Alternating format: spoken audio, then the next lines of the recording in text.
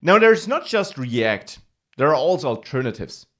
React, of course, is what we'll cover in this course, but there also is Angular, and there would be Vue.js. And there are others like Backbone or Ember. But Angular and Vue are the most popular alternatives. And I can only recommend diving into these two to really pick your favorite. I also got courses on them if you are interested. All three of them are great at creating highly scalable web applications that look and feel good to the user. Not so much an alternative is jQuery.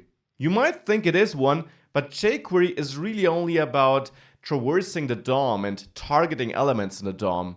Now, as you saw in our example, React is about just declaring what you see and focusing on the logic instead on focusing on the how.